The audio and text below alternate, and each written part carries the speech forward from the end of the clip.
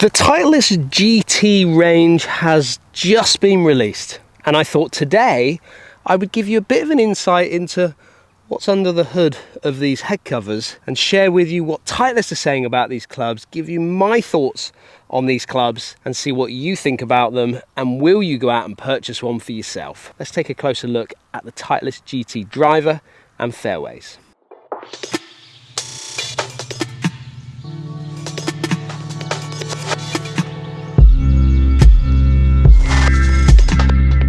Now, before I tell you what the GT stands for and what the title of this video is all about, as in it's the same but different, I just need to say that this video is not sponsored. For those of you that remember, I used to work with Titleist and was sponsored by Titleist. That contract no longer exists. Therefore, this review should be different, but probably not different. And driver-wise, today we're reviewing the GT3 driver because that's the one that my friends in very high places of Titleist has sent me.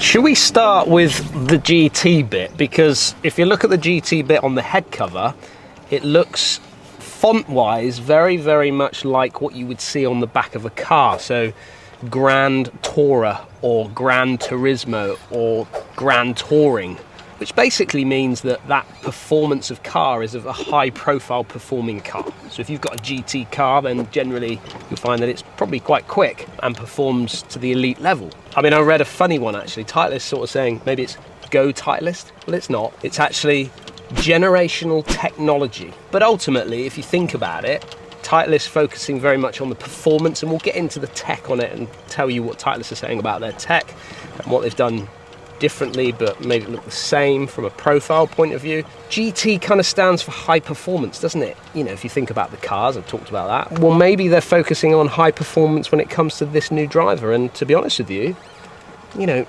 these drivers throughout the years have not really moved the needle massively, have they? Not huge amounts, not like the great Big Bertha or the biggest Big Bertha did many years ago.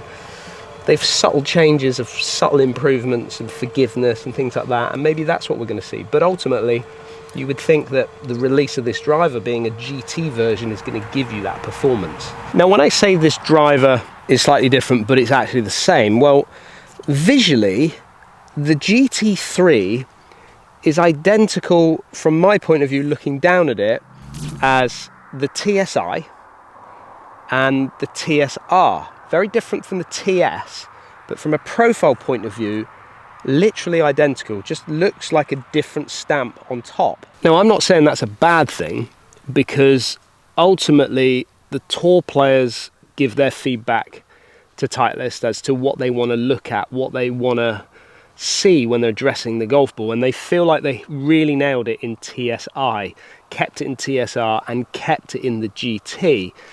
So from a profile point of view looking down, you're not going to see a difference. It's going to be literally identical to what you've had in the previous two models to this one, which I personally don't dislike. And the reason I don't dislike that is because I agree with the tour players. I think Titleist nailed it from a looks point of view with this TSI3, TSR3, and now in the GT3. But what is slightly different and what has changed is definitely the acoustics in this particular driver.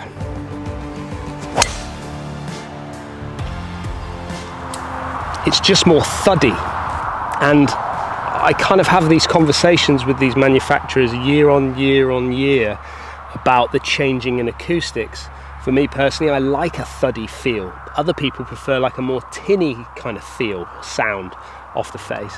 But the feedback that they're getting, let's say from the TSR into now the GT3, is they want it duller. They want a kind of more thuddy sound off the face, which I have to agree with the tour players. I like that sound. I think having a duller sound off the face is definitely in my bag, but for lots of players, they do like that tinny sound because it feels like it's more powerful.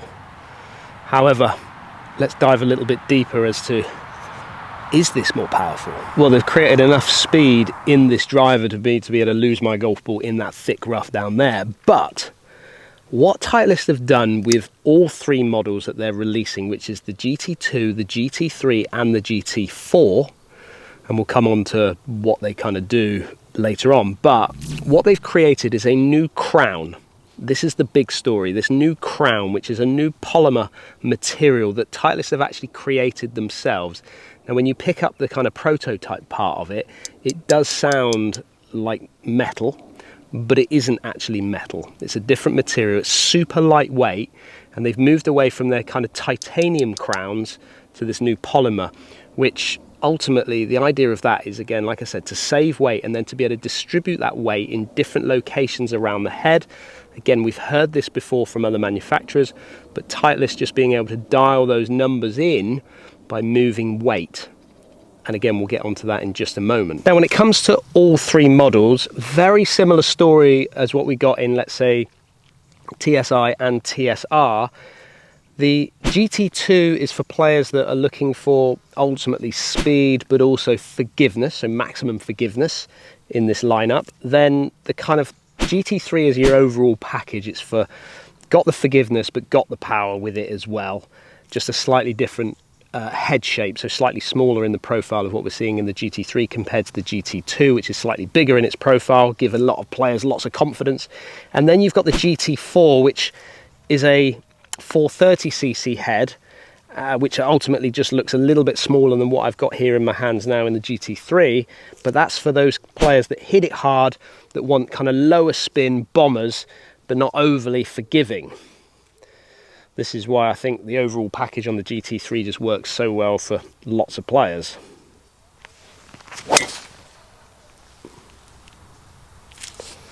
Take that one. So a couple of other things that I need to mention when it comes to all three models that have been released by Titleist is the variable face thickness. So basically what you've got is that kind of rippling effect on the face of the drivers, all three models, and you've got a speed ring as well. The idea of this is to help with those off-centered strikes. So if you do mishit it slightly, it's still going to give you the ball speed that you need and the forgiveness that you need to still hit those fairways. So two other things that I want to mention before we move on to the fairways, and that is there's a little bit of an improvement when it comes to the aerodynamics of this driver. Ultimately, we want to maximize ball speed, therefore we need to maximize swing speed. And what Titleist is saying is that they've been able to improve their aerodynamics by changing the weight of the driver, certainly internally. What I'm seeing is a center of gravity point that's moving maybe a little bit further down and a little bit further back, enabling us to get higher launches with maintaining low spin, but also pushing that CG a little bit further back just gives us that little bit more forgiveness. But when it comes to aerodynamics, I'm not seeing a great deal of difference when it comes from this one onto the, let's say, the previous other two models, but I am seeing a slightly different back rail here. It's slightly thicker and it feels like it wants to kind of go up a little bit more than what I've seen in previous models. So there is a slight difference there, but when you look down on it, nothing different at all.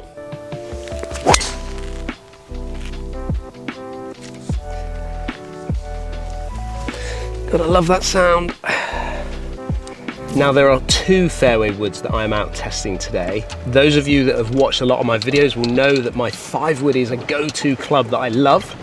I've suffered a little bit with 3-woods in the past, but if you look at the Open Championship, there was a lot of players using mini drivers. So therefore focusing on a fairway wood replacement, so like a 3-wood replacement, but going for something that's maybe a slightly bigger profile, because I think fairway woods throughout the years have been overlooked big time, massively.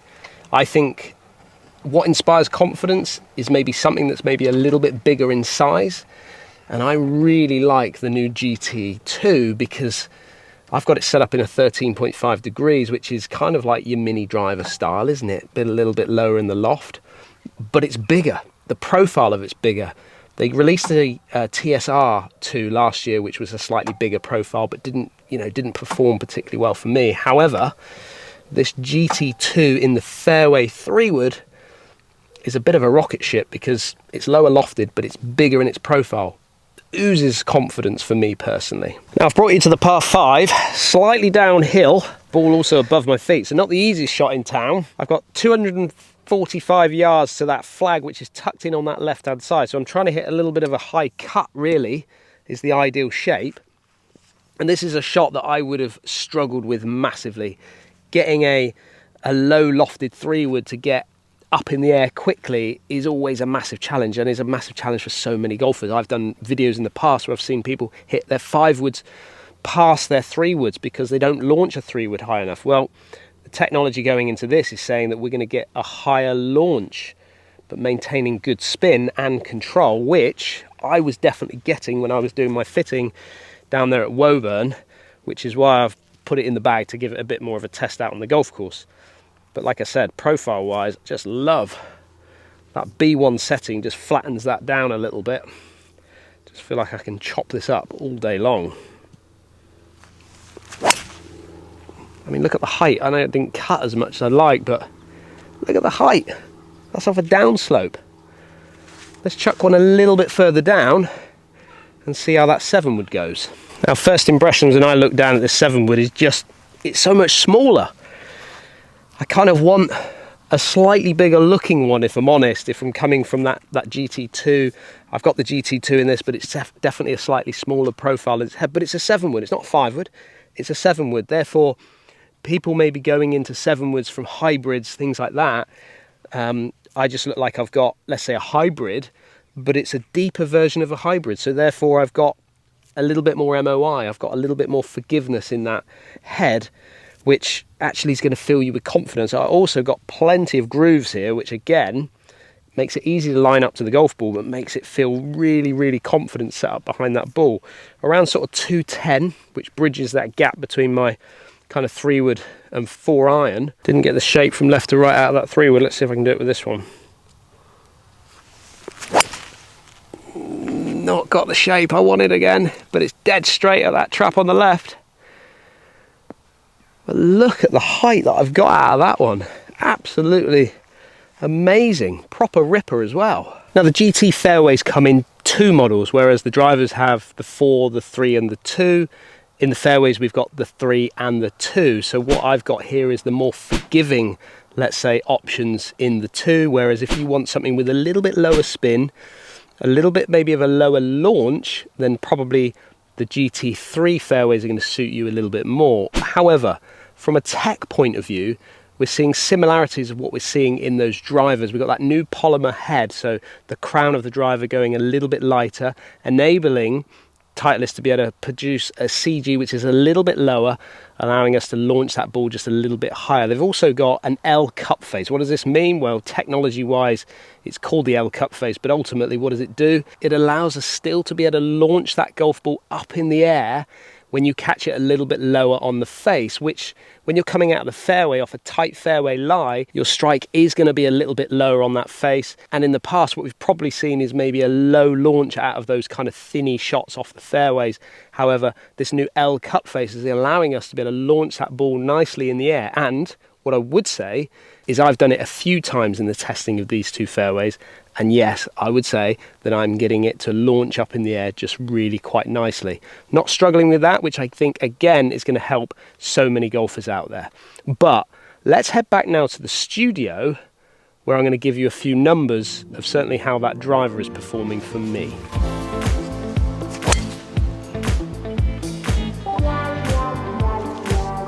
Now, when it came to looking at the numbers of the GT driver, I wanted to give you a bit of an insight into where Titleist have been in the last sort of 6 years when it comes to their drivers. I've got the TS, the TSI, the TSR and the GT, and I've got the numbers for you. And I'm seeing some progression, certainly through when we're looking at ball speed and overall distance. And you can see from these numbers that the increase in ball speed, even though is subtle, it actually is increasing, and therefore making us get that ball out there just a little bit further, from 153 mile an hour out of the TS, moving all the way through to 156 mile an hour. So I've gained 3 mile an hour from 2018 to today's date. But it's when you look at things like the spin numbers, and you can see the spin numbers start to just come down fractionally, and this is always a race that I see with manufacturers. They're looking at bringing their spin numbers down to get that ball out there just that little bit further. And we're seeing that spin number drop from TS again into TSI and into TSR, and then dropping down to 2,300 revs that I'm getting out of that GT driver. What does that all mean? Well, from a yardage point of view, certainly from a carry side of it, we're seeing a 252 yard carry out of the TS, 259 yard carry out of the TSI, 263 out of the TSR, and then coming out on top, that GT at 271 yards. So I am seeing that increase in ball speed, that decrease in spin, just getting that club or that ball out there just a little bit further. But with all that said, when it comes to hitting the ball that much further, we're also seeing an increase in the RRP of these clubs. The driver coming in at £579, with the fairways coming in at a staggering £349. Now, I don't really talk about price a great deal when it comes to my videos, and the reason I don't is because it does change from country to country. However, we're trying to make this game of golf more inclusive, and I look at these manufacturers like Titleist who are pushing their prices up, making it just a little bit harder for us to get out there and get these clubs in the bag. And I'd like to hear what you think about that when it comes to the prices of these drivers. Are they just a little bit too expensive now? Are we seeing that increase just focusing us on older products? I'd like to hear down there in the comments. And if you are new to the channel, make sure you hit that subscribe button and let me know what you think and whether you're going to be going for a fitting with the new GT range by Titleist.